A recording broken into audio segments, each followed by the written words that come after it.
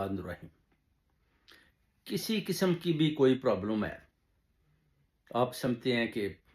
حل نہیں ہو رہی، اکثر آپ نے دیکھا بھی ہوگا کہ سورہ اخلاص بہت زیادہ وظیفوں میں استعمال کی جاتی ہے۔ کیوں کی جاتی ہے؟ یعنی کوئی پریشانی، کوئی کسی قسم کی پرابلم ہے، آپ دیکھیں اس میں سورہ اخلاص کا ضرور ذکر آتا ہے۔ اگر آپ فجر کی نماز میں 700 دفعہ سورہ اخلاص پڑھتے ہیں، ایک دفعہ سورہ الکوثر پڑھتے ہیں،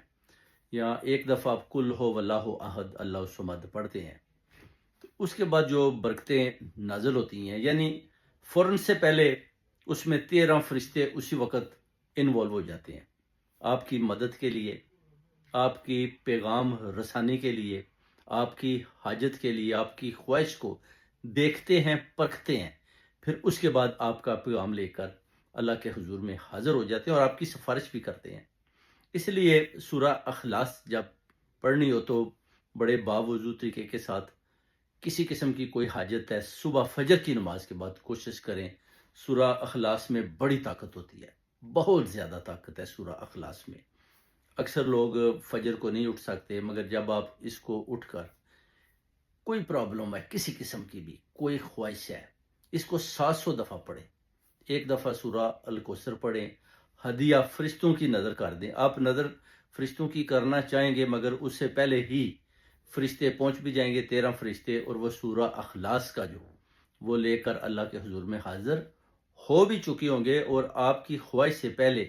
جو آپ نے سوچ رکھا ہے وہ آپ کی قبولیت بھی ہو چکی ہوگی۔ یعنی اتنی زیادہ طاقت ہے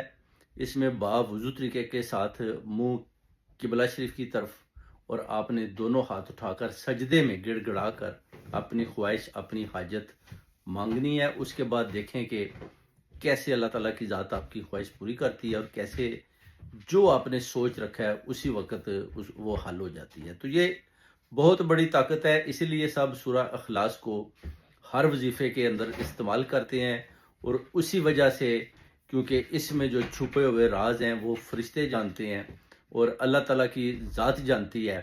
کہ اس میں کتنی طاقت ہے، بہت بڑی طاقت ہے سورہ اخلاص۔ اور اللہ تعالیٰ کی ذات اس آدمی کو بھی بہت پسند کرتے ہیں جو سورہ اخلاص پڑھتا ہے۔ آپ نماز پڑھتے ہیں، سورہ اخلاص پڑھتے ہیں، کسی نماز میں بھی اس میں آپ سورہ اخلاص کا جب ذکر کرتے ہیں تو فرشتے آپ کی بات سنتے ہیں، آپ کی مدد کرتے ہیں،